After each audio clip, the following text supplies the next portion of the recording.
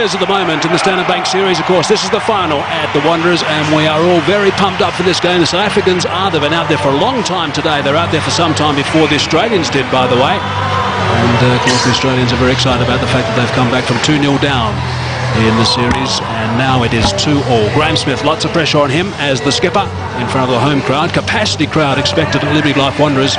Some 32,000 people are going to be crammed in here today. Conditions are absolutely ideal for cricket. No rain expected. The ground staff have assured us of that. And the pitch is an absolute beauty.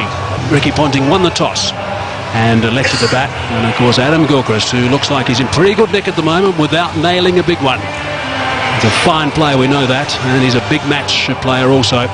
1400s in 239 games, an average of 36. And his partner is Simon Kadich, another left-hander. There's a whole host of left-handers around the place for Australia.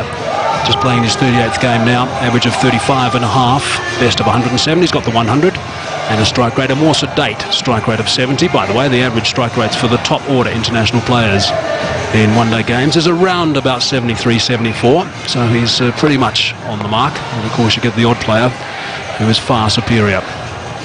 South Africa without Sean Pollock. That's a major blow. So it's Mackay Ntini who's going to be starting proceedings from the call-it drive end, 28 years of age. And he'll be extremely keen to get stuck into the Australians. Alongside me, Pat Simcox. Good morning, Pat. Morning, Michael. Good to be here, and good morning to all the viewers, wherever you may be in the world. The scene is set, and just get the feeling from the people in the ground that this was the 2003 World Cup that they wanted. They wanted South Africa to play Australia. It didn't happen. They've got it now. This is the final. Mackay Ntini, first ball. And it's a good one first up. There'll be some good carry here at the Wanderers. I mentioned the track is an absolute beauty.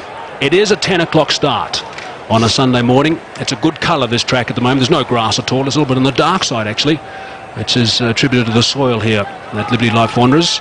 But there will be, with the new ball, just a little bit of movement in the first 45 minutes to an hour. Just a little bit, which is what these batsmen are going to have to look out for. 2 slips and the gully.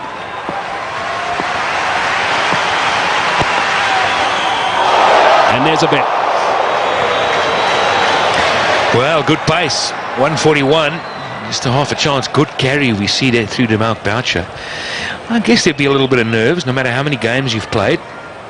Adam Gilchrist knows what an important part of the team he is. A lovely line and good length. Just where you need it. And look at the swing away as it passed the batsman.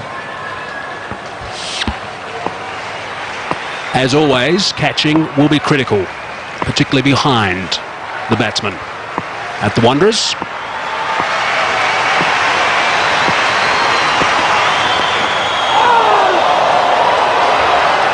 The other thing, Pat, and of course you'll know this after years of experience playing at the Wanderers for South Africa, it's not the easiest ground to hear at, is it? There was a situation there where Adam Gilchrist straight away said no, but Simon Kadich was about halfway down before he turned. So right, and the crowd are loud, they're pretty close, and that's exactly what can happen. You can make a misjudgment, and you see Kadich started to go. Now, the one other thing you know, watch out, is you don't turn on the green part of the track, because you can slip there.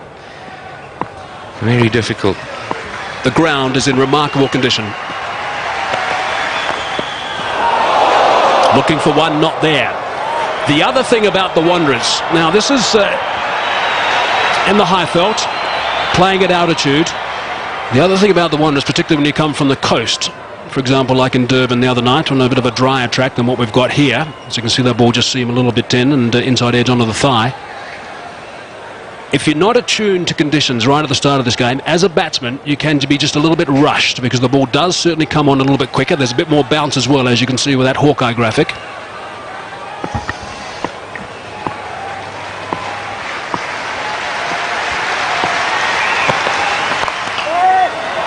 He's away. And he's timed that superbly. Well, he just said value for shot. You get it here at the Wanderers. It fairly flies off. Gilchrist will feel much more settled. Mackay Ntini had to pitch one up a little bit more, just to see if there was any swing and if there was any movement off the track further up. That's first prize, of course, get the man forward.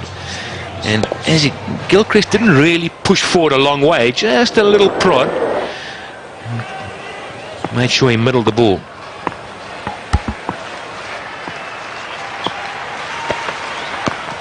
Inside edge again, so a little bit of movement that first over from Mackay and Tini. 4 for none.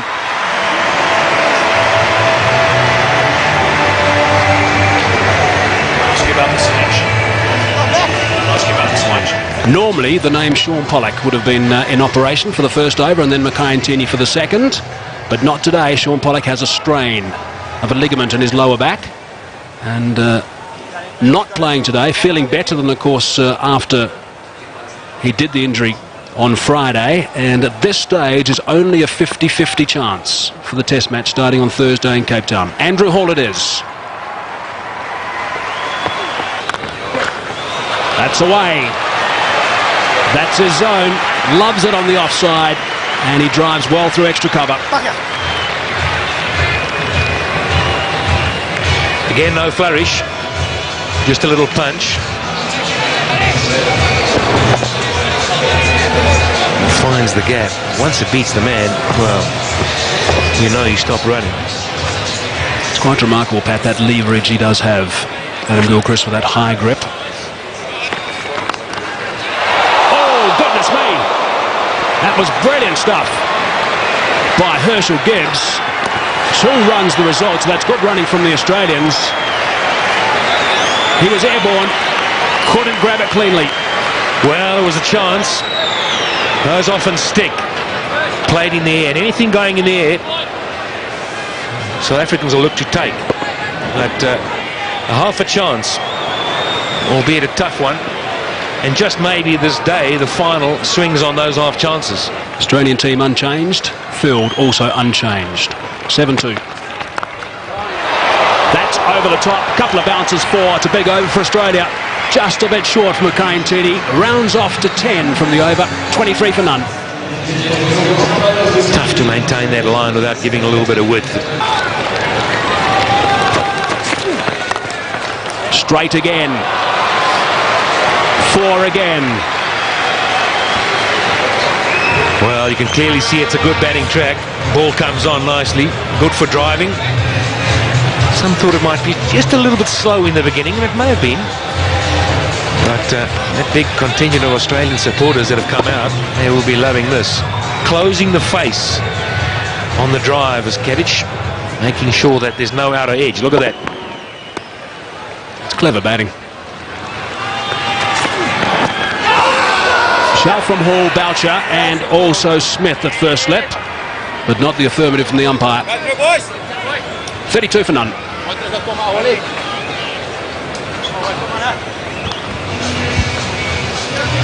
Well, as he walks back 9 off the over in the appeal, but I think he may have felt as well it pitched outside line and was a little bit high. Wishful thinking, maybe. See where it pitches here. Minutes back of a length. There's always doubt whether it pitched in line.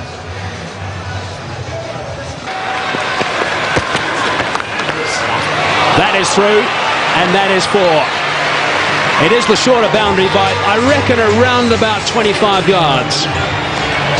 Well, something's bothering him. I think it's the bat. He's not happy with it, but my goodness, why would you change it?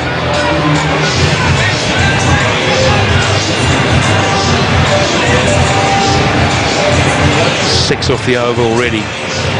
2 balls to come. He's got to hold on tight here.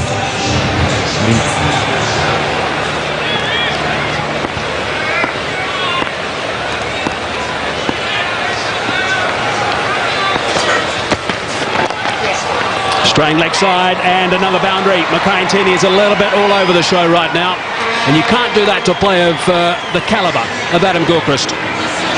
Well, I want to take Mackay and Tini's side here. I think this field placing is putting him under enormous pressure. He cannot bowl too straight, and therefore he errs wide outside off. And once he'd been cut, you always felt he's going to try and straighten it up. All again. That's away on the leg side. Shorter boundary again, and that's another boundary. So 3 boundaries in the last 4 balls between Andrew Hall and also Mackay and Tini. And Kadic has now moved to 18, Gilchrist on 28. And they're not going to miss out on anything. It's a little bit leg side. In fact, it's not. It's more like middle stump. still worked away. It's one of the strengths of these two left-handed opening batsmen. In the commentary box now for the next half hour, Barry Richards and Tony Greig. Thank you very much, Mike. And 46 without loss by anyone's standards is a good way to get off the mark here in an important match like this one. But boy, have they been lucky, the Aussies. They've played and missed a lot. Very, very fine line. Easily home. Very fine line between that little nick that goes through to the keeper and missing the outside edge of the bat. And of course there's been one chance too. I heard it described as a half a chance, but if you get your hand to it, I think it's got to go down as a chance, especially at this level. A very good morning to Barry Richards. Morning, Tony, and all our viewers. I just wonder what the effect is of not having Sean Pollock. It really is a steadying influence. And he's not there today, which is a great disappointment for South Africa.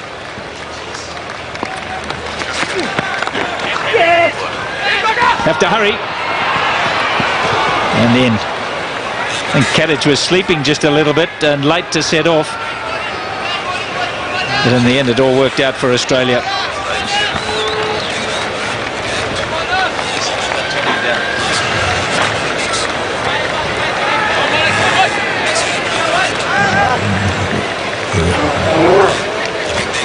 No real problems there.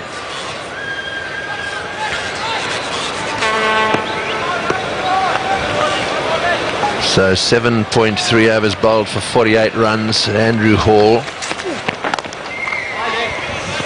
I think I might have been inclined to go the other way with the opening bowlers. I would have gone for Funavat. I think it might just swing a little bit. And now he's going to have to bowl with the old ball with lots of momentum with Australia and a fairly recent arrival on the international scene. It's going to be a lot harder for him. I think he would have been given the new ball. This is a role that he plays in domestic cricket. They opted to go for a little bit more experience with Hall and Ntini, but it hasn't worked out, albeit with a little bit of luck for the batsman. Yeah, very fine line. No, that's a good shot. He's hit that very hard indeed. I don't think it was through the hands of the short extra cover. It went all the way along the ground, I reckon. That's the 50 partnership.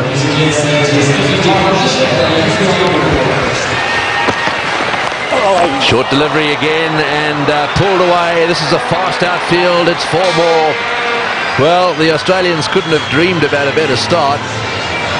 They've managed to get a few boundaries away, despite the fact that early on they were nailed to the crease a bit. This wasn't a flyer like first or second over flyer. This is being building. Yeah, another good shot from Gilchrist, again straying a little bit in length. The Ntini just giving him enough opportunity to play that favourite pull shot of his. Ntini not quite the same bowler when Pollock's not at the other end.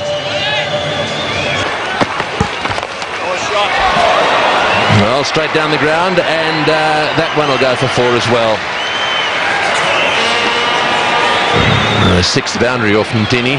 It's 65 for none. Oh, he's hit that in the air through the offside field. Bounces away down towards the boundary. If he's going to bowl those cutters to Gilchrist, I would suggest he needs a sweeper back. He may just get him caught out there somewhere, and he's going to have to sacrifice one of his boundary riders in some other position. He's got him a deep square leg. If you're going to bowl cutters, he shouldn't be hit the deep square leg. Well, the other option is to leave it as it is, but go around the wicket with the cutters. Make him try and hit against them.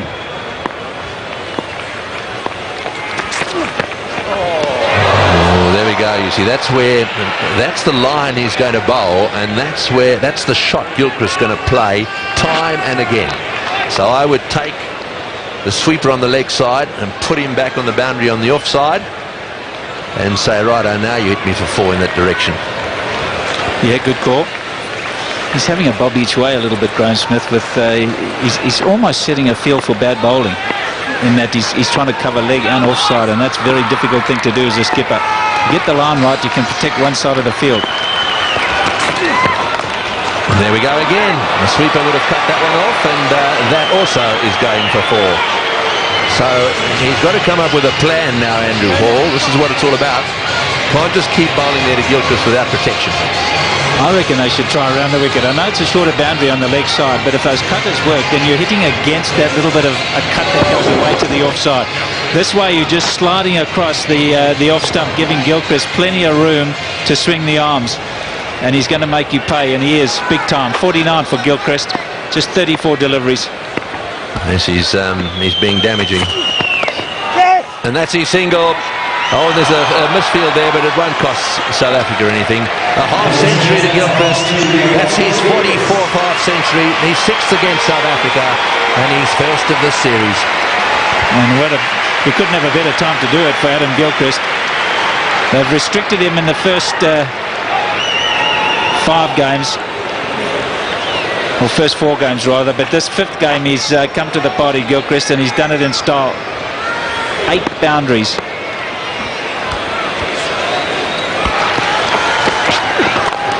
That's the wrong one, outside that off stump. That's not the place to bowl. Slightly overpitched, and hasn't Gilchrist got stuck into it.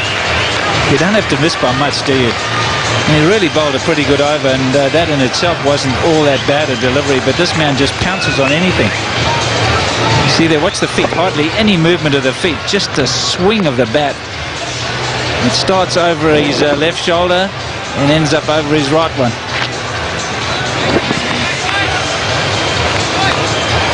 Not many, probably Brian Lara comes to mind, who swings the bat as far back and as far forward as Gilchrist.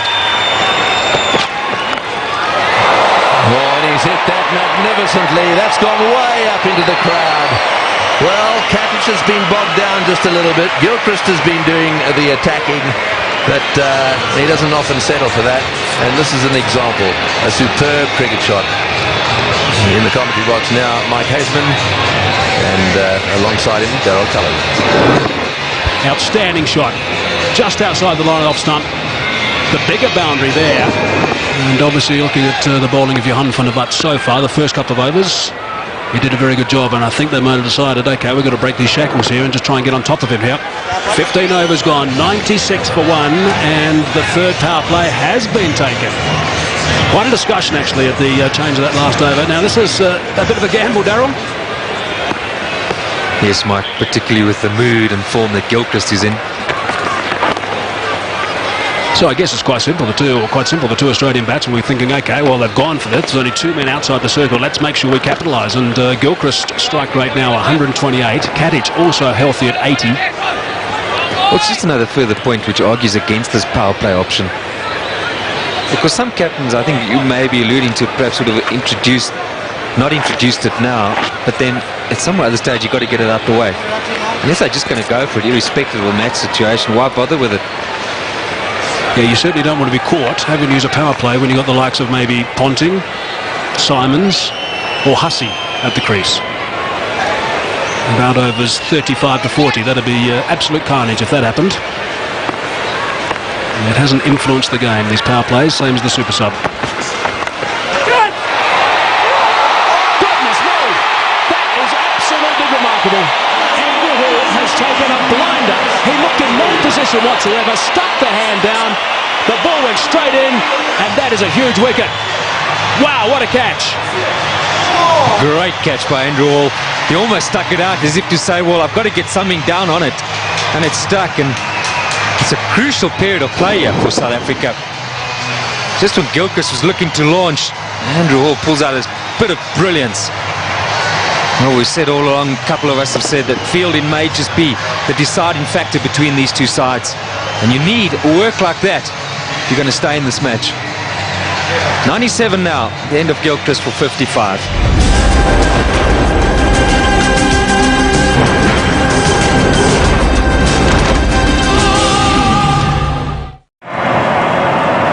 Our schools are very sports orientated. It's all sport down your throat all the time. So we don't have movie stars or we don't have famous actors. You know, sport's what drives our country. Off the cricket field, the people are so hospitable and welcoming and very friendly. On the flip side of that, you get on the field and it's as hostile as you'll get. I think they'll do whatever they can to upset a few of the Australian players.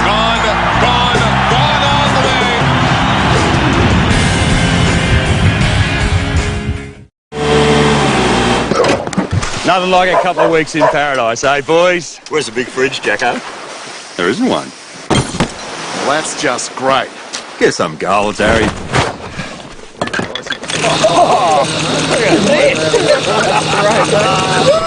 Chiller. Who's goal, Jacko? What's this do, Jacko?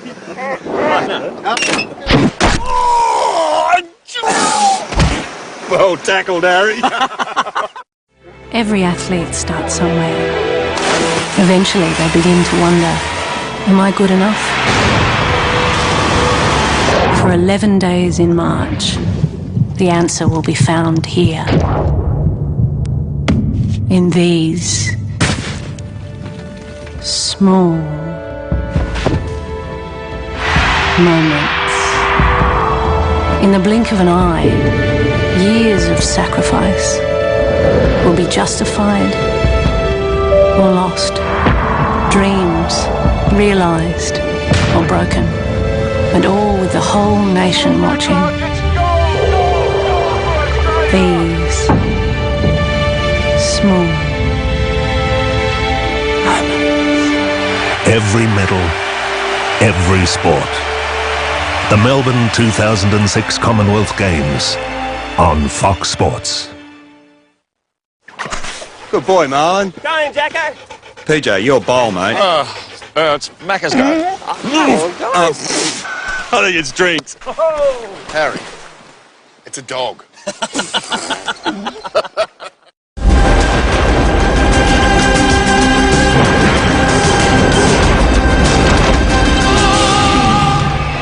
Australia have lost their first wicket, which brings Ricky Ponting, the captain, to the crease, playing in his 250th game in one international cricket for Australia, only two ahead of him. Alan Border 273 and Steve Waugh 325, averaging 42 throughout a magnificent career.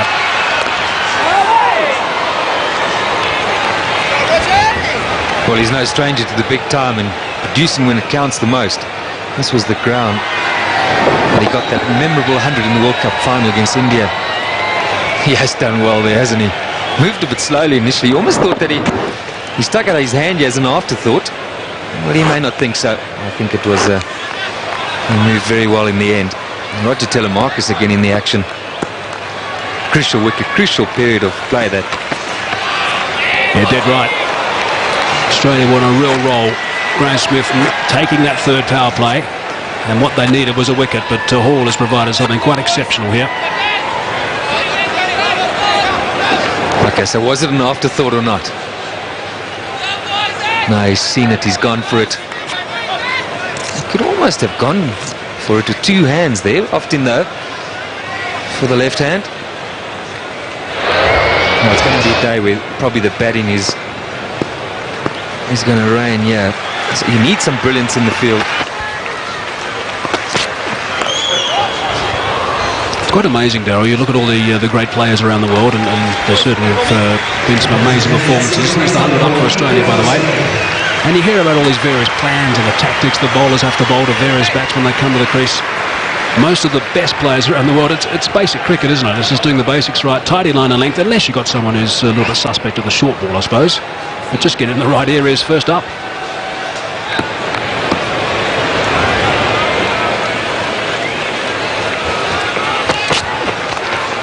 Slightly leg side, and there's no protection down there. So they've finished that over in style. Ricky Ponting, I think, had another word or two as well in the middle off camera, just to put his point across. 114 for one.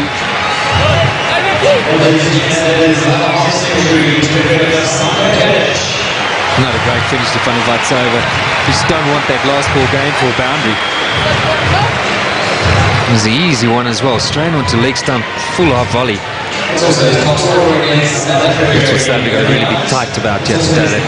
Ensure their disciplines, look after that first and last ball. Ensure somehow that you get them to be dot balls.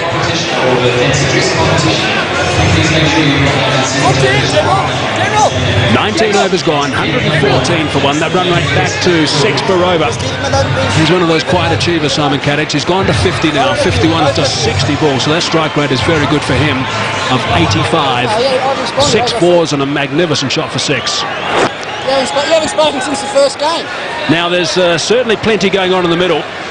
Off camera, it's Smith and Ponting, having plenty to say.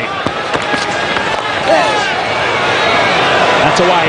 That's where Ponting wants them, and that's gone for 4. He will not miss out in that region. Well, he hadn't quite finished what he was saying, and the ball was on him, and now it's gone for 4. Just playing into Ponting's hands out. That might just get him going, get his adrenaline flowing. Can work against him. I think he's too good a player just to fall for that sort of stuff. Maybe a bit of desperation here from South Africa. And Graham's not just backing up Jan van der Walt.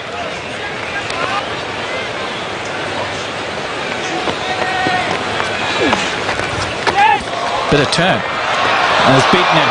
Nicely played by Ricky Ponting. Using the pace, just going with the turn.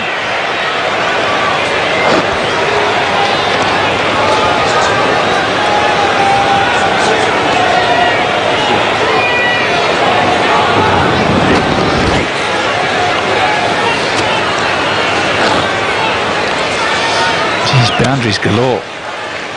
6 for Kettich, 2 for Ponting, plenty for Gilchrist. Ideal situation for Ricky Ponting to come in. Really good start. Edged wide. Unlucky. Got out like that in Durban. This time he's had a bit of luck. Well, could that be a defining moment in the day? I mean, just bleeding for a wicket. Outside edge, genuine nick. No slip in place, not that you can have one now. Telemarcus, we've seen in the last match, got the ball to move off straight, nicked a couple of batsmen off. And as you mentioned, one of them was Ricky Ponting.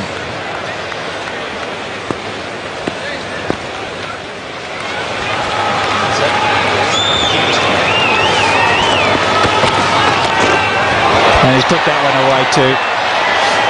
Just straying down the leg side. He plays the pull shot so well, Ricky Ponting. Just rides with it. Anything on the leg side, he's dynamite. Well, Mark Boucher came up to the stumps, and immediately Roger Telemarcus had him come straighter. Outside off stump. He'd have a thrash at it. If he got an edge, it wouldn't matter. So Telemarcus comes straight, and Ponting puts it away. There's a man on the extra cover fence.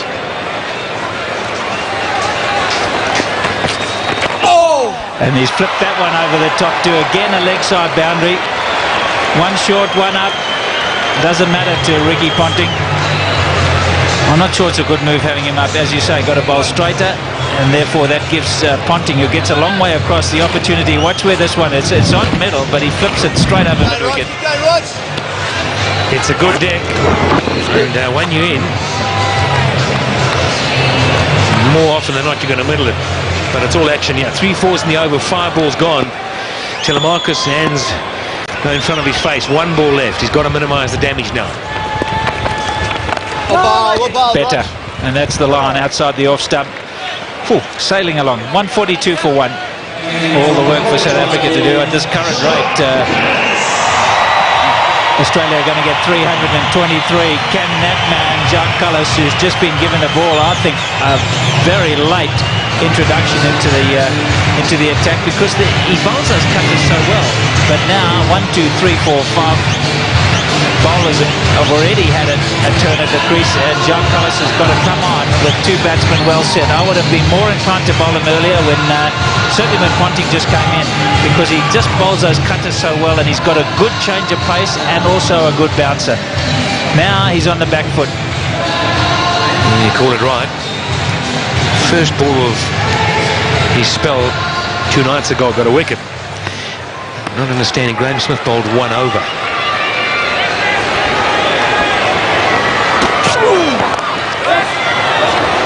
And the 1 over would suggest there was no process to it. Maybe each one have a look and see if there was any turn. Wasn't happy if there was going to be enough. But this man, with all his experience, must know that it's time.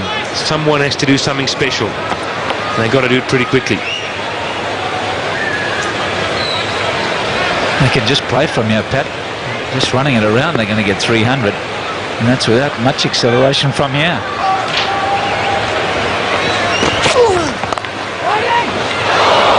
More runs.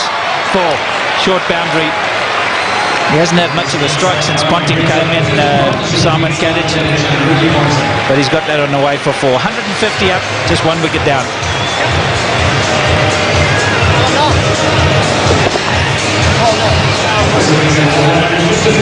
That just races away.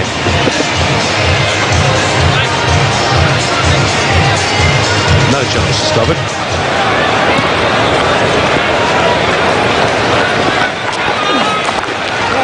There's the attempted quicker one, and Ponting won't miss out on that. Far too short.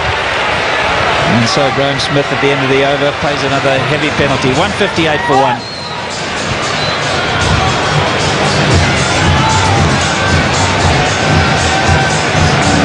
Probably would have been a wide if left it. But he knew once he got there, he had to beat the man in the ring. He had no chance to cut it off the boundary.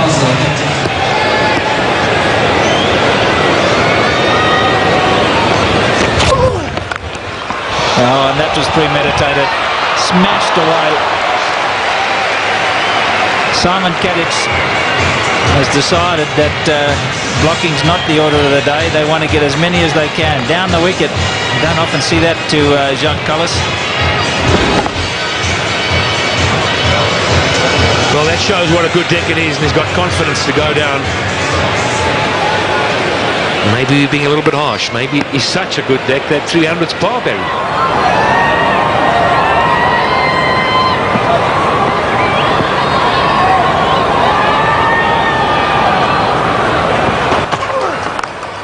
Oh, he's gambled. I think he's picked that slower ball from Jacques Kallis, and he's gone after the short boundary, and it's 20 rows back.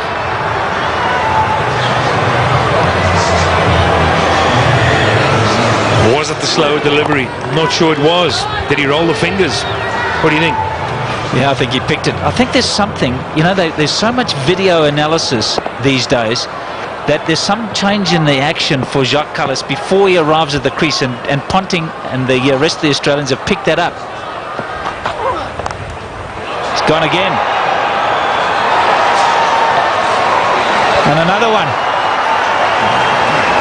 Just drifting into the pads. This is going to cost them big time. Ricky Ponting, 100 in the World Cup final a few years ago, and now he's gone to 50. And in style. 6s back-to-back. Superb batting. A lot of supporters have come out from Australia, and they're enjoying it. Graham Smith isn't. He's got his thinking cap on, and he's got to do something to pull this back. There's nowhere to run wide at the moment.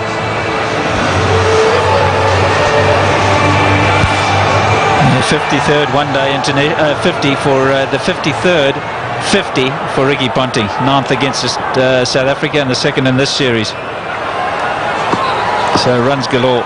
They're flowing at the moment.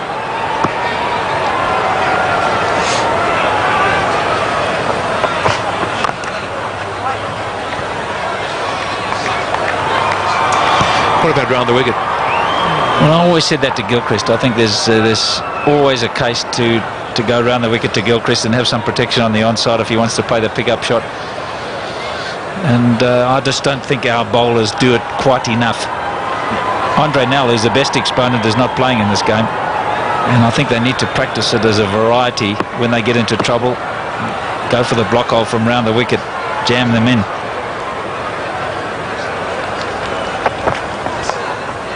They're just prepared to gamble all the time, the Australians. I mean, let's be fair, Pat. The first 10 overs, South Africa could have had a couple quite easily. There was a lot of play and miss. But having said all that, the last 17 overs, they've blitzed them.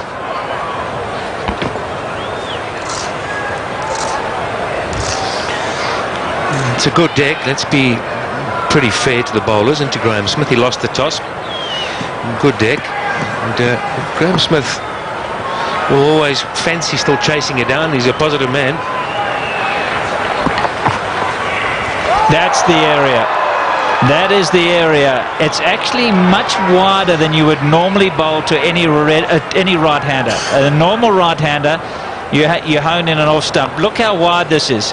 And because he gets such a long way across, Ricky Ponting, he's always looking for it. Yeah, you're basically forcing him to play off stump through the offside. He doesn't like doing it. Happiness is.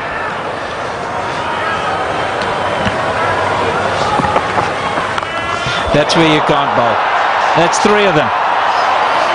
All in the same area, all to the same type of delivery.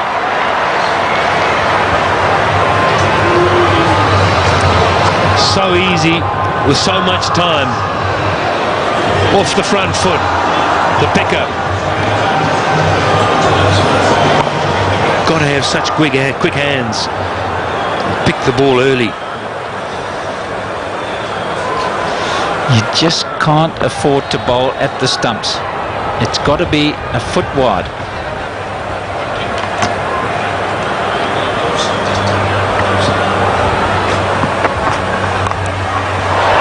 That's much better. This is a bit more luck involved in this one. He's spliced it over, but it's still gone for 4. It's such a short boundary. That's unlucky for the bowler. He's decided he's going to go after them, Ponting. There's no holding back here. Yeah, he sliced it. There was enough on the ball. He bounced away on the hard ground. But again, you see, he just drops his head away on the drive through the offside. Fortune favours the brave. Well, just to give you an indication, Patrick, 40 runs of the 50 came on the onside, just 10 on the offside. Just shows you the sort of line that you've got to bowl to Ponting.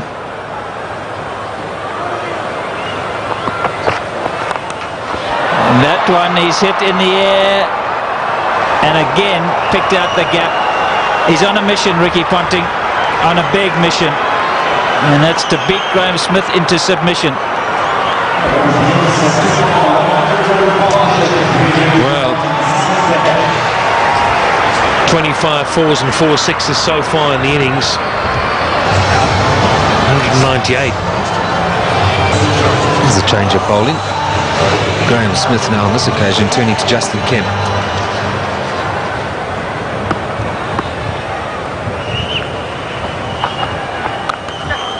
Oh, he's got hold of that one, and one bounce into the crowd.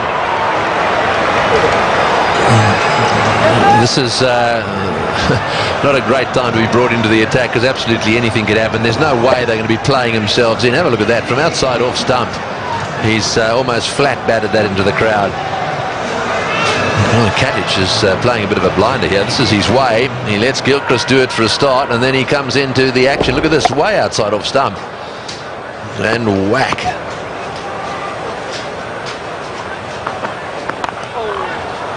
Going on that onside again. He seems to be pretty happy working it away on the onside. Well, just from our commentary position, that mid-wicket boundary for Katic, particularly him being a left-hander, is probably the shortest boundary right now on this field. And he's making his intentions very, very clear. If he's got a bit of width and the length is right, he's going to take you on exactly in this area. Now, when you're pulling off shots like that, it shows you that it's a very, very good pitch, because you can swing through the line of the ball or across it with confidence. Listen, thinking about a second, no is the call. Yes, and that's the point that Darryl Cullinan's making.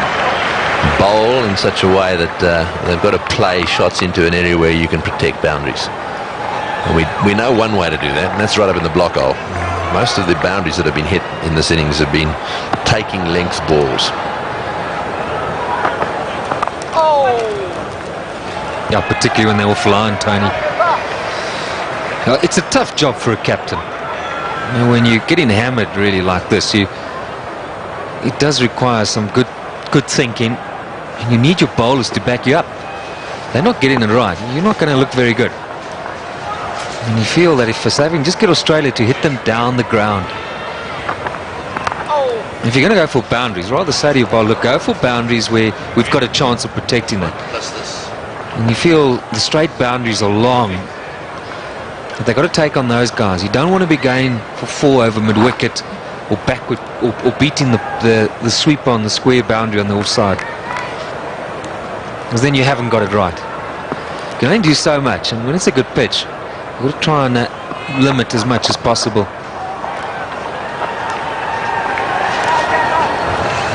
Sweeper coming into play there. That's the end of the over. 209 for 1.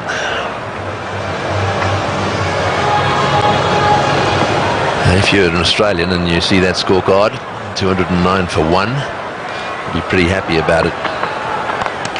Oh, that's down the ground. It's going to go all the way. Don't worry about trying to catch that one. It just kept going. 3 or 4 rows back, but enough. This is a great shot from Ricky Ponting. He had a very quiet start, and then all of a sudden he broke loose. Makayantini straight back into things. It's right up there. I'm just showing us, and he can take on the straight boundary as well.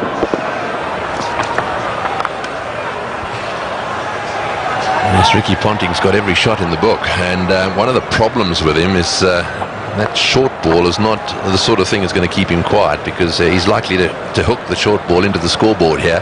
He plays that shot as well as anyone in world cricket.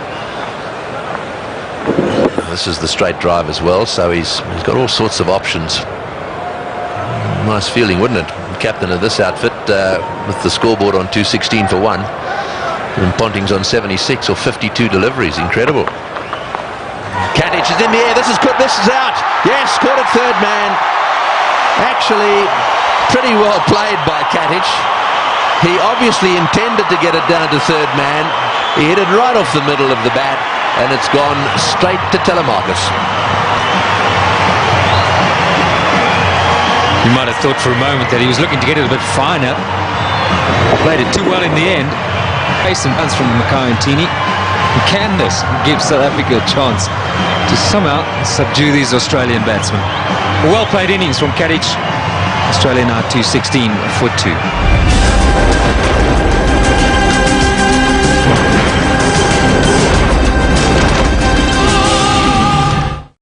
This weekend on Fox Sports. Cricket. The Aussies battle the Proteas as the first test continues live from South Africa. NRL, 3 live games on Super Saturday, plus Roosters Storm live Sunday. Can you believe what you just saw? To his new Super 14, 5 live games, including the Force against the Waratahs Friday night. Terry is back. Plus, finals action from the ATP Masters Indian Wells. That's this weekend. Fox Sports. I want to teach him the ABCs, 1, 2, 3s of boxing. Anthony Mundine. I'm the teacher, he's the student. And Danny Green. Teachers have to retire and the students got to come through and take over. Are finally getting in the ring. You're talking about 2 of the best super middleweights in the world. It'll be the biggest fight in Australian history. The best, pound for pound, throw went down. I can't be beat. The Man and the Machine, head-to-head at Aussie Stadium, April 19th from 5 p.m. Tickets on sale now at Ticketek. Call 132-849. Put on your party frock and get set for a month of mayhem this March on Aurora, the community channel. Get your finger on the pulse of the local music scene with unsigned Aussie acts on Music Oz. Get down and funky with a hot new series that puts the Greek community out on the dance floor. It's My Meraki. Check out who's hot to trot with The Game. So join us in March for more fun, more laughs and more entertainment on the channel for every Aussie. Aurora, the community channel. Foxsports.com.au, Australia's #1 general sports website. With the very best names in the game on our side, you're only ever a click away from the very latest news, reviews, stats and video. No way that was out. And a whole lot more. Check out the TV Guide, the most accurate and up-to-date guide for the sporting week ahead. Surround yourself with total sports coverage online. Foxsports.com.au, keeping you in the picture.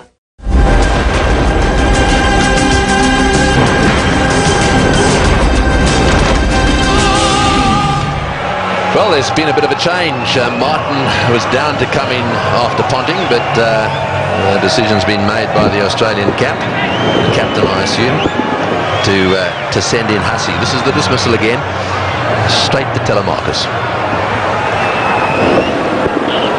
As after the wicket fell, there's the question, will it bring a bit of relief here to South Africa? Now, we've seen sides often in this sort of position throw it away with a bat, thinking at 216 for 2, 20 to go, we can tee off here. And they actually get themselves, and they lose their way and get themselves into trouble. As a captain, what do you tell Hussey right now, Tony? Well, I know what I'd be telling him. I'd be saying to him, you just play normally. I mean, he's a very aggressive player anyhow. You play normally. I'm getting stuck into them down the other end, and you just play yourself in for a little while. And I'd be highly surprised if that's not what Ponting has suggested to him. Mind you, having said that, if you bowl him a half volley outside off stump, he's got to smash it, and he will. That's the way he plays. Well, I'm surprised. I mean, it's 20 overs. Surely Martin had to be the option. Well, perhaps it's maybe somebody with a left-hander, right-hander combination. Well, I think you picked it. I think that's dead right. Much more difficult for the bowlers, especially Mackay and Tini. I mean, Tini bowls from wide, we know that, and the left-handers don't mind that sort of thing. I know he's got a little closer just lately, but Ponting is having a go, and that's gone through the field as well. Boy, this is lightning. This outfield is unbelievable. Look at that. I mean, that's with the front foot, back of a length, and he's driven it past extra cover for 4.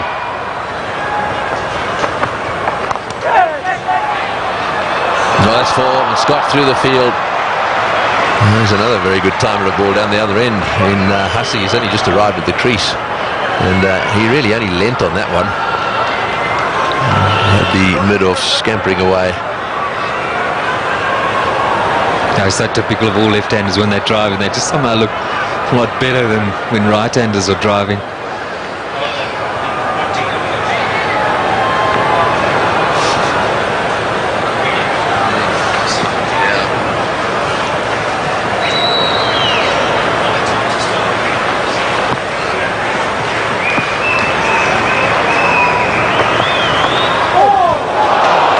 That's beaten him all ends up. Those are the little breaks that Telemarcus needs. He's very frustrated at the moment. This is the one that just beat the inside edge.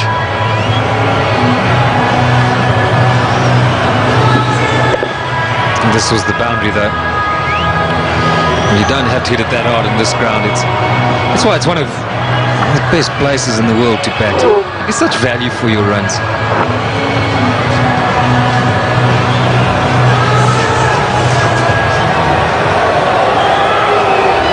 So Roger Telemarcus back into position on the boundary, and Tini continues. Ponting on strike. Didn't go where he wanted it to go, but that so often happens, and wants another one, but Hussey's not interested. It's not often that Hussey's not interested. He is lightning fast. But he settled there, and Ponting looked a little upset with him. He settled there for 1. Ponting was looking for 2 and running to the danger end. Well, Ponting might have made it, but I think he quickly realised, I'm not going to get to the other end. I think it was a very, very good call.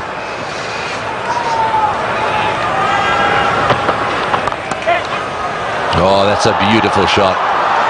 Well, here's a batsman who's only just arrived at the crease, and you just wonder where he's been. Why hasn't he been playing one-day internationals and Test cricket? What makes it so much better, this shot, is that is not a big gap. He's threaded it to perfection.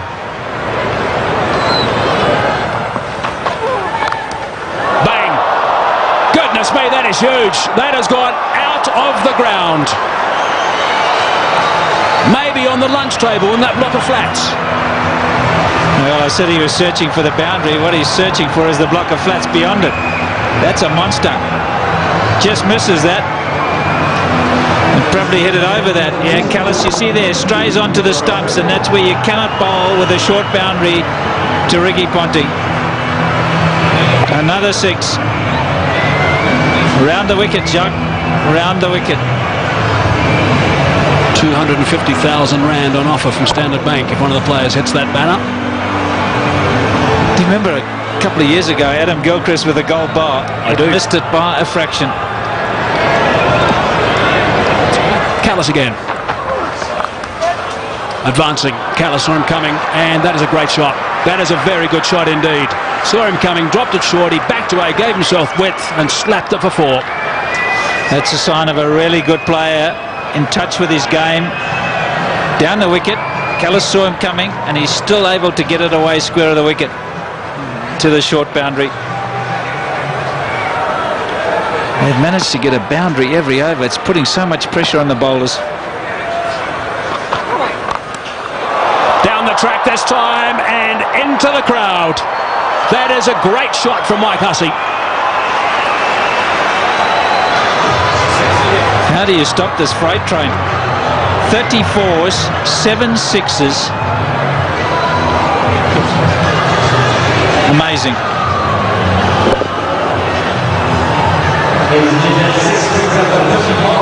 He's got a strike rate in his one international career of the high 90s. He's now going at very close to 150, Hussey. 28 rather, off 19 balls. Ponting's at 141.4 his strike rate in this innings as well. Short this time, and again it's been dispatched easily for 4. Lovely control from Hussey. I'm just wondering, just projecting the game ahead. Beautiful batting. 4-6-4. No answer. What's South Africa going to have to do when they come out? I mean, they're going to have to review their batting order. They cannot afford to have a Dippenaar type innings. I mean, it'll only get them at best to 270, and it's going to be much more than that. So they're going to have to revise their batting order, South Africa. They have to think about it right now. Full toss. Just the one this time. And Callis will be happy that over's finished. 16 from it, 274 for 2.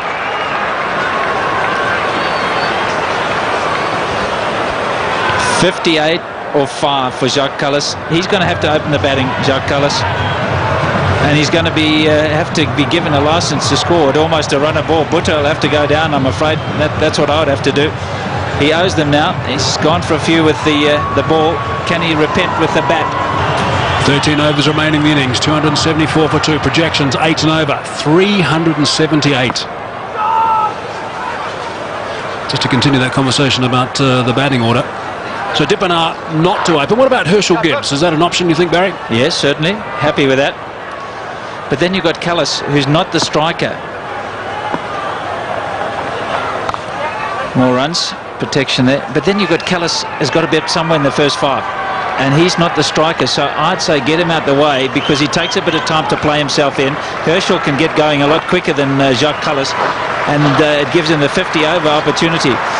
All the clappings because Ricky Ponting is on 99 with just 70 deliveries.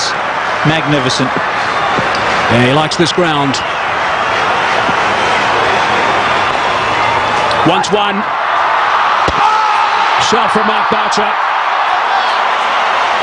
Ricky Ponting has got 3 figures. It has not been referred. Magnificent stuff from Ricky Ponting. Absolutely outstanding. What a remarkable player. That's his 20th 100. His teammates love that. Adam Gilchrist on his feet and applauding. Everyone else there as well. It's been a treat. It certainly has. And out the blocks was Mike Hussey because he realised how important it was for the skipper. This in the deciding game. Skipper leading from the front. Just looking for that push. Watch for some shots now. He really will get after them now. Hussey on to 34.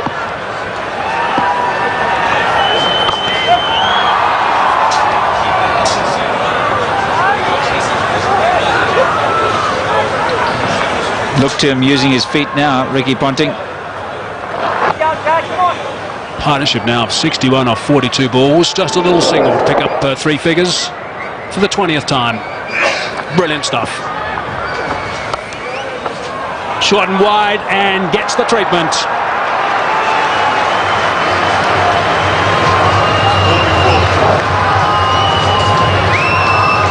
Percentage of boundaries is creeping up. 63% of the runs scored have been in boundaries now. 32 4s and 7 6s. They've been blitzed. They've been blitzed. Half volley. Very well fielded. A.B. de Villiers in the covers.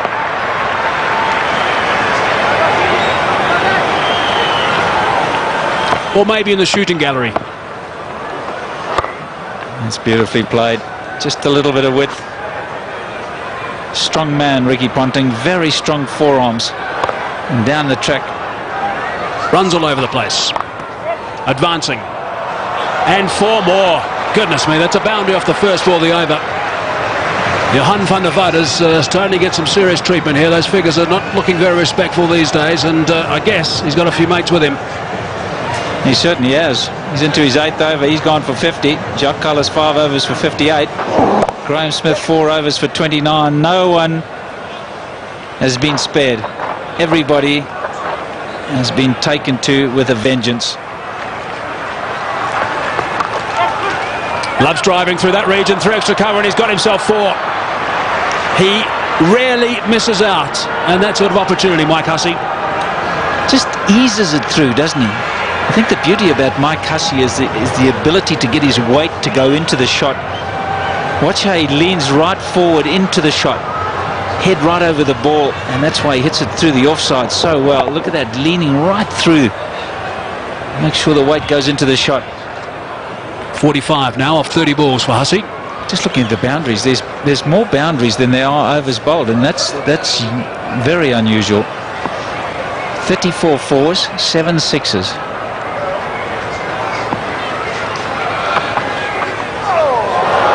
Now that's gone away for 4.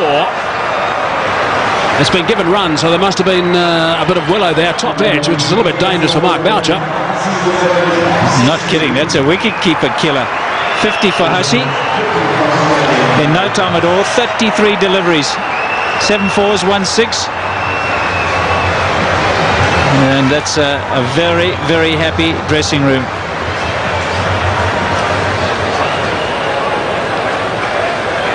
It's a second against South Africa.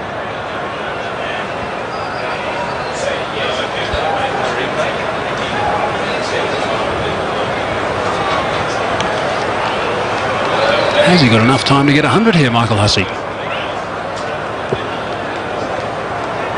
This is the view from the stump cam. And just off that top edge. Running up the edge, in fact, and thankfully his bounces, as far as he's concerned, it went high over his head.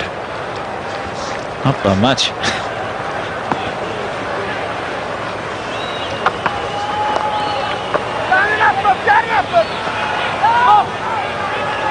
It's a really good lesson, Michael Hussey, I think, for anyone who's watching him bat.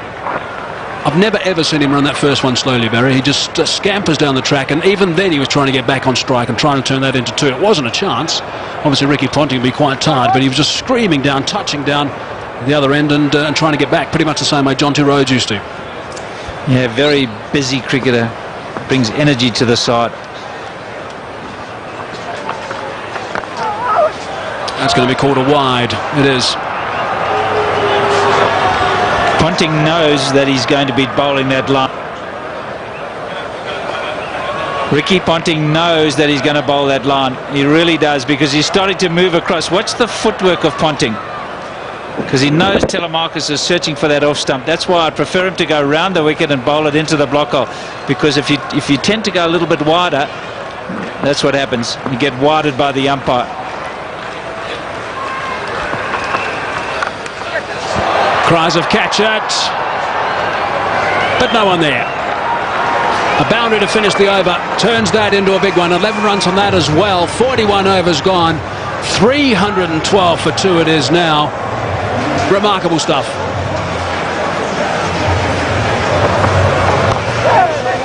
Here's a look at the 50 from Mike Hussey.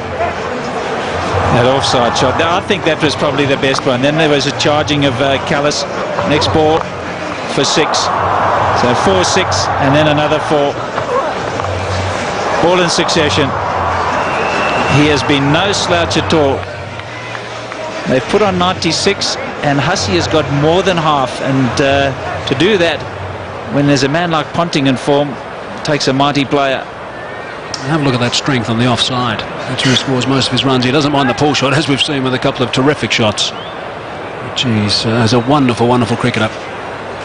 And he's the absolute opposite to Ponting, who scores the majority of his runs on the leg side, which is making it so much harder to bowl. They're just not quite sure what line to bowl, what length to bowl.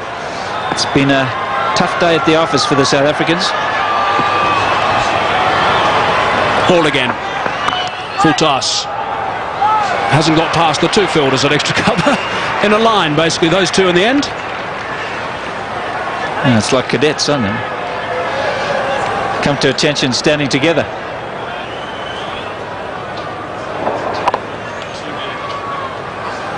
There's a look at that boundary.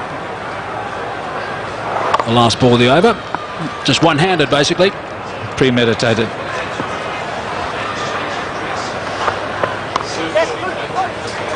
He wants two. He's going to get two more than two. Picks the gap so beautifully, Michael Hussey. That's why he's going along at such a rate. 100 they've put on in 66 deliveries.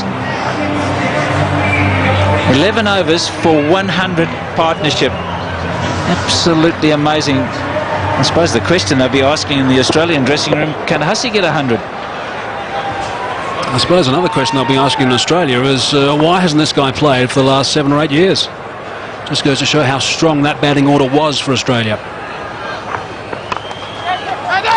Straight to the man at mid-wicket, direct hit will find him wanting it. Gets the big swallow dive in, and no disturbing the timber. Safe. He might have a bit of a roasty when he gets up. Dived on the hard part of the pitch.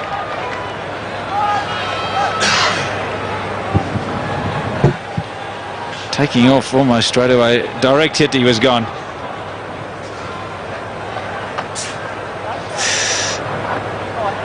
Oh, well, he might have done the Herschel. Was the bat in the air or not? Perhaps just time. He's so quick.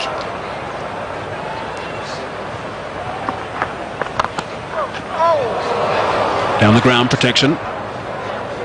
Just one this time.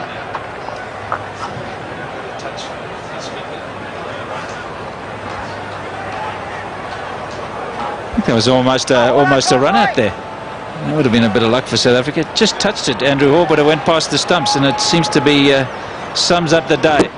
Watch this. Just touches his hand, but misses the stumps, and Hussey in a hurry to get back.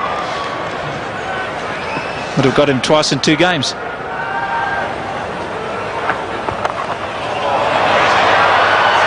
Six. Callis thought he was in the game at one stage. Not to be. He would have been if he'd been 20 rows back. No catch by the spectators, and just another 6, the 8th in this innings.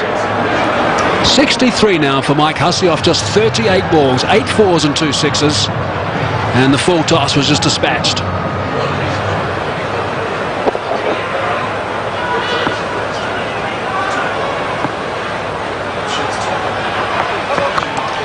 Overstepping. Have to bowl that one again, Andrew Hall. He's not very happy with himself, understandably so.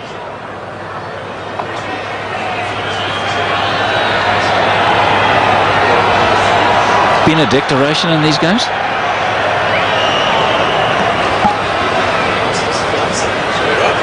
It's quite an interesting one, actually, but you're not allowed to when international cricket. That's the laws of the game state.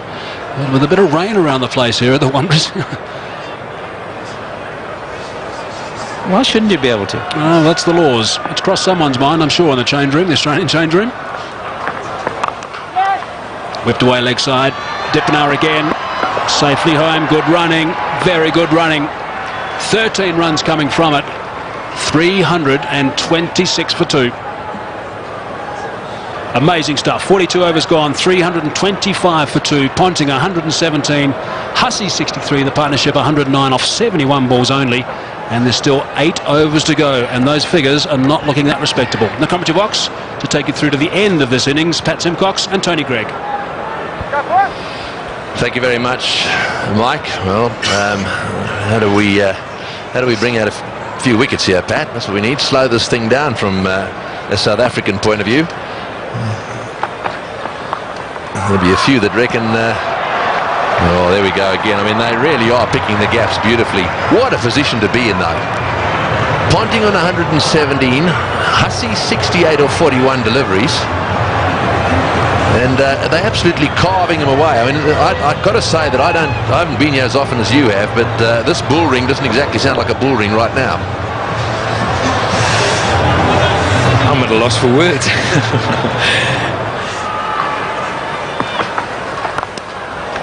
Oh, he's hit that one, and it's gone as flat as a tack for 6.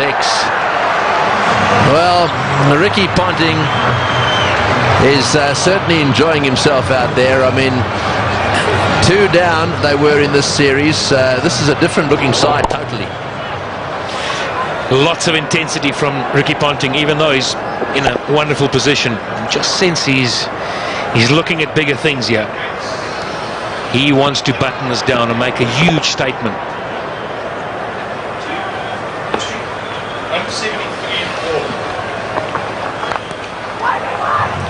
Oh, and Ponting there calling for a single, sending his colleague back, and then an overthrow. That could have been a run out. Very quick reactions from Hussey. Good fielding as well. One stump to hit. That's what I meant by keeping the disciplines good. A little bit wide on the throw. I guess you're playing matches, if you play long enough, you somewhere along the line you run into one of these kind of games where flat deck and you get taken apart. It just happens. It's sad sometimes it happens in crucial games, but as a team, you're on a process always. You like to think you're on an upward process, and you take something out of it. Players that have played will remember it. Well, remember it, right? Well, it tends to fade a little bit more in your memory if you bat pretty well and get close. That's right. If you win, it'll go down in history. You'll never forget it. I've got to pick you up on that throw, though. I mean, you did say not a bad throw, though. Well, not a bad bit of fielding. He missed by nearly 2 meters. In this day and age, when you practice the way you do, no way, even with one stump to aim at, should you be missing by more than 6 inches. You are a hard taskmaster.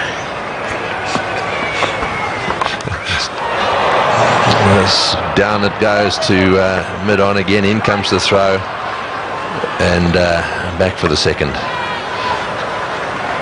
Well, no, I'm just making the point that these guys practice a lot, a lot more than, well, I mean, they've got fielding coaches. Jonty Rhodes is involved with this side now, and sure, the standards are high, but the point I'm making is that when you shy at the stumps, run-outs are such an important part of these games. When you shy at the stumps these days, if it's a metre wide of the stumps, then you'll be shaking your head as a fielder.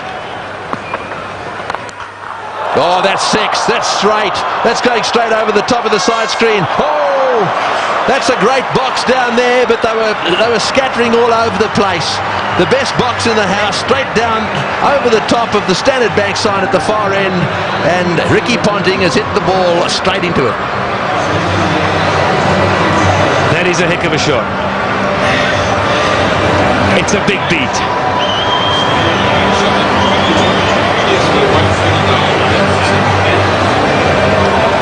Yeah, well, he was in danger as well up there. What a shot.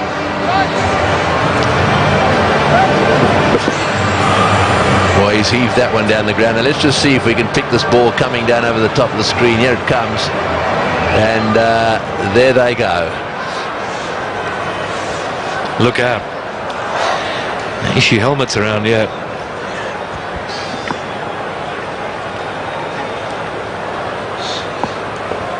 Oh boy, what a wicket this is. Oh, that's 6 as well. He's worked that away on the onside. It's a question of getting underneath the ball.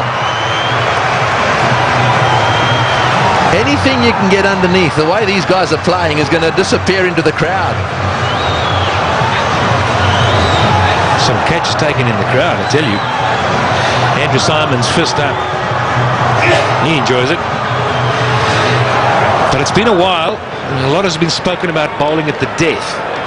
And you've got to hit the right area. You've got to get it fuller. And these 2 men in, if they get under it, it goes a long way. You've got to get it fuller, and if you bowl at that length, you've got to change the pace.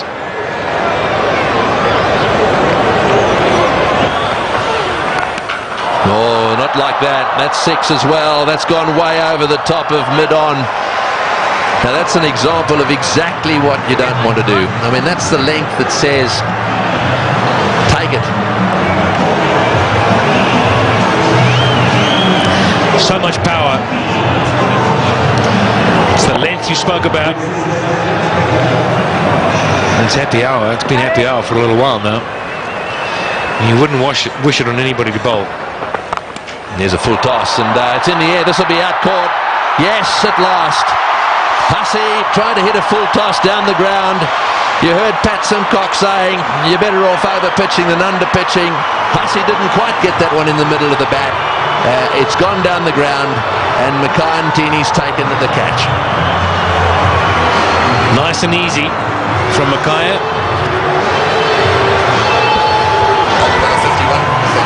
51 balls, just have a look at that. 81 runs at a strike rate of 158. Well, you got to go a long way to beat that. 374 for 3 now. So Mackay-Ntini taking the catch that gets rid of Michael Hussey, a fantastic knock. 81 or 51 deliveries, couldn't have done better. And the man striding out of the centre now is probably the hardest striker of a cricket ball in world cricket. Well, there probably one or two around him. Kemp, I think, is another that on his day hits it just as hard. Perhaps Andrew Flintoff.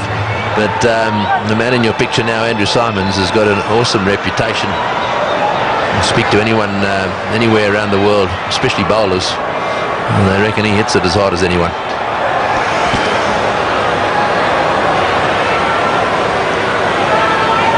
Yeah, and he's walked in, as you say, with a license. Have fun. Just tee up. Doesn't matter.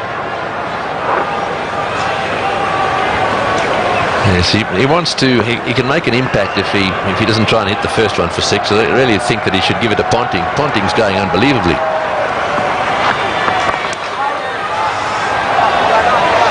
That's good bowling. Good experienced bowling now, running between the balls to try and get the time in. That's the dismissal again. Comfortable height, lovely catch.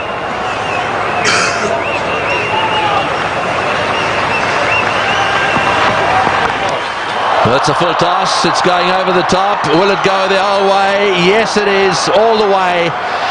That's the direction he loves. He really does heave them into that corner, does Ponting. Well, he's now reached his 150, 154 to Ponting off 99 deliveries. And there goes yet another 6. Right, so Ponting on 155. Flays that one through the offside again. No ball called as well. So he's going to have to re-bowl that, and Ponting goes to 159. Well, you've got to get the basics right now. And it's never easy when you've been under pressure, but again, bit of width, no ball. And somebody's in the form he's in. You've got to hold on tight. Roger Telemarcus has been given the dubious task of bowling at this time. You wouldn't wish it on anybody. No, you did right. It's this can't be a good feeling for Graham Smith and any of his players out there. They all know what's happened. I mean, you can't hide behind these things. They've just got to do the level best now to restrict the Aussies the best they can for the next 3 overs, and then hope that the batsmen can do what the Aussies have done.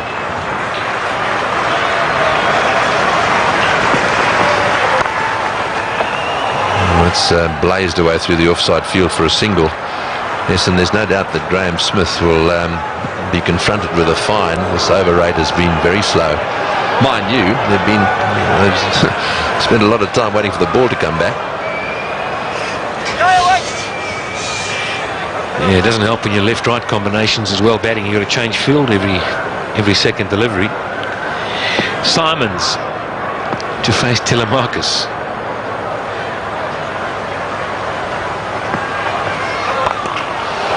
There you go, another no ball. Well, Simons is not going to waste any time, so a no ball 4. In fact, this over so far 2 no ball 4s. So it doesn't look as if Simons is going to give one to Ponting. He's going to take it on himself. Just giving it a little bit of room and smashing it down the ground for 4. And there we are. We've got to to get back. You've got to have a decent portion of your foot behind that line, otherwise it's going to happen from time to time. Oh, that's it. Take that. Another no ball. And it's gone all the way as well. Well, this over is turning out to be a nightmare for him. Not only is it a no ball, he's hit it for 6 as well. And the highest team total in one-day international cricket. It's the first time any side has got to 400. This is the sort of thing this Australian team will enjoy.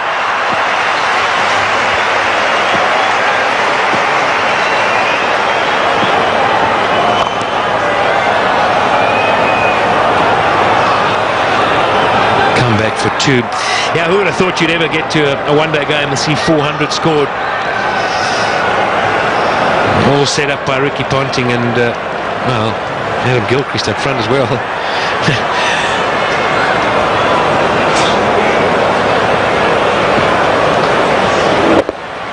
Yes, doesn't help. You bowl those no balls. So he's got a long way to go in this over yet. This could be quite an expensive over.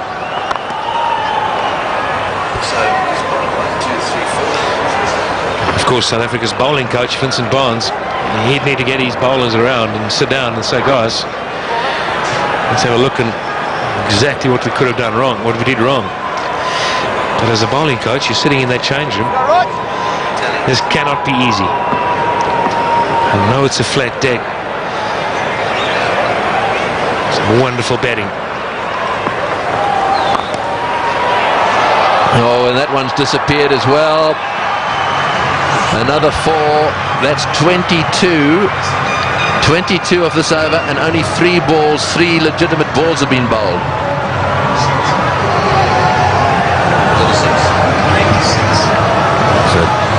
Well, how many in this over already?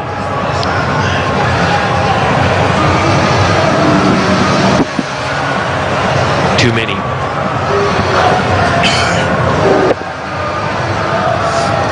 The records are tumbling here, and this could test the record number of runs for an over as well. All these no balls. Telemarcus once again finds himself in a situation where the fieldsman has gone back. It's Mackay and Tini's gone back to the boundary, and they have to have 4 in the circle. So Telemarcus waiting for him to come back into the circle. So back in now. Oh, he's hit that way over the top as well. And he's got him. No, he's got him. That's a great catch. That's a wonderful catch by Dippenaar. Well, this is as good a catch as you see in circumstances like this. He had the rope right at his heels.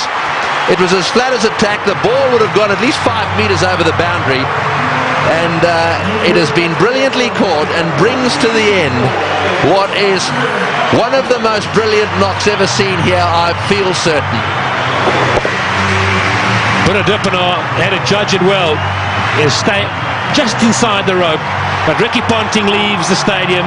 The Wanderers bullring have played an innings that will be remembered by everyone here for many a year. A standing ovation.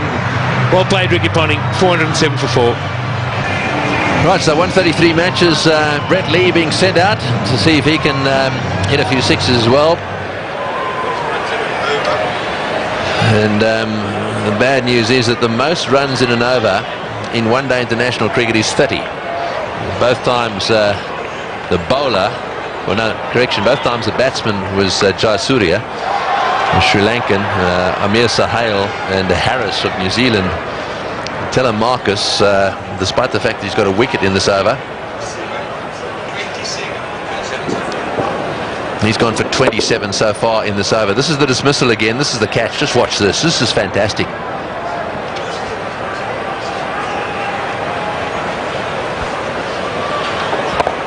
So 27. How many balls to go? I have to presence of mind to stay on that left leg.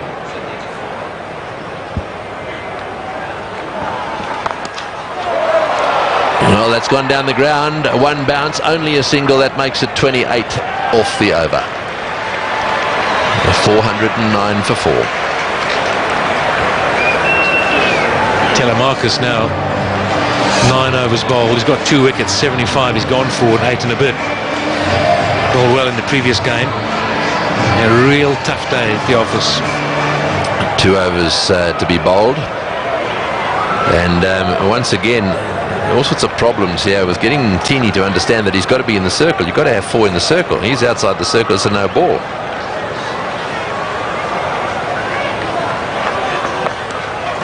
Right up in the block hole, but nicely played to third man. Thinking of a second, and back they come. That's good running.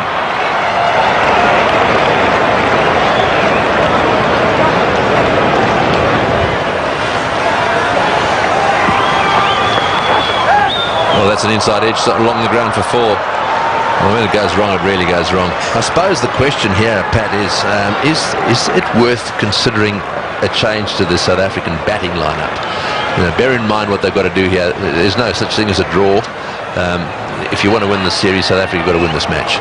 Simple as that. And I just wonder whether it's worth considering a bit of a change to the lineup, experimenting with something. 1 over to go.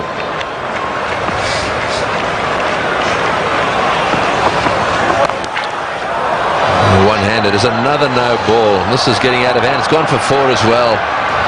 Well, I don't know what Telemarcus is doing. Having done so well in Durban and having been so disciplined, I just don't understand this. Well, in world cricket, if you had to choose one person to be lined up to face the last over, probably would be the man on strike right now. One-handed, just smacked it. Yeah, that's the no ball, and then let go.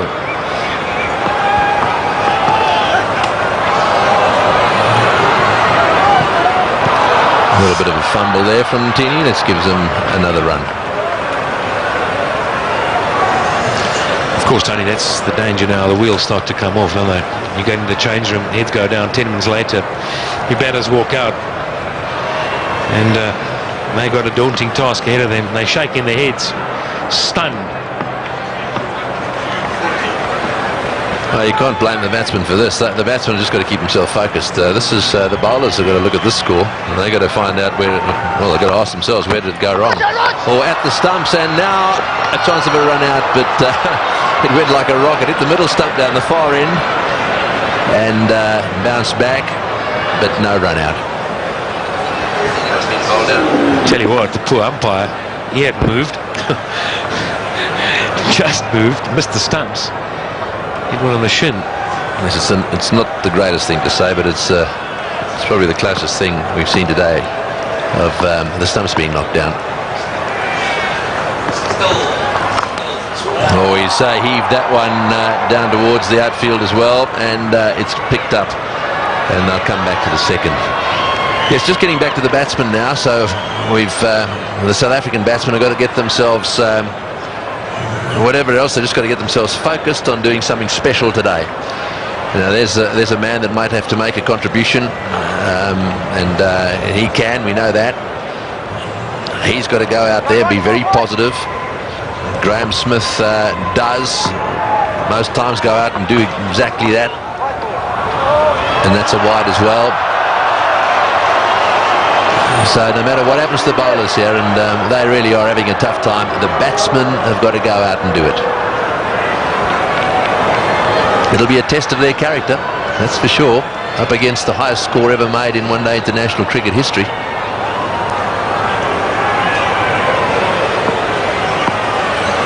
Would it be Gibbs today?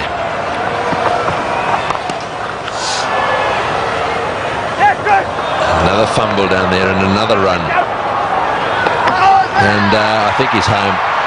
He's taken the bails off, but he's going to refer it. But I've got to say, I thought he was home. Yeah, I think Mark Boucher thought so as well.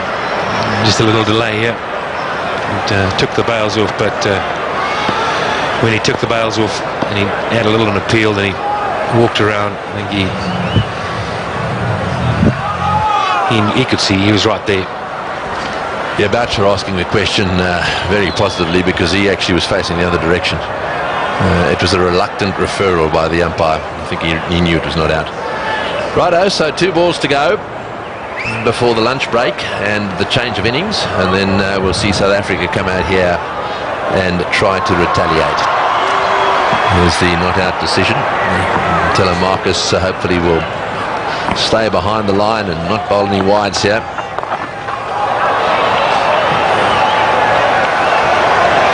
Now then, an apology there. That is a full pitch. Yes, and I'm sure some of the batsmen are saying, well, you can shoot if you want to bowl a full toss quite high. The last thing we'd like you to do is to bowl it to Brett Lee.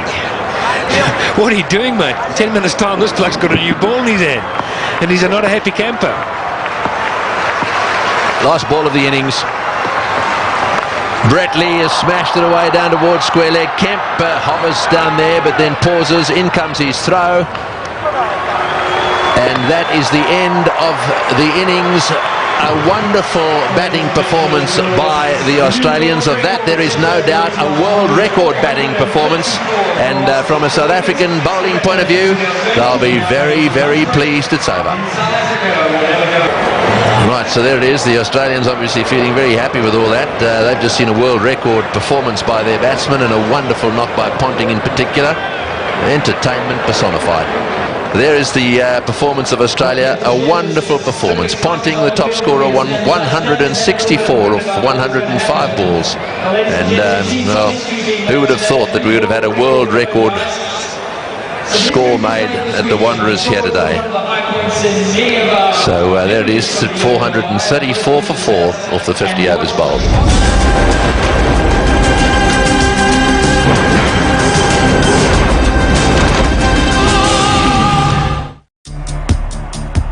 Australia's key man probably in South Africa, I would have to say,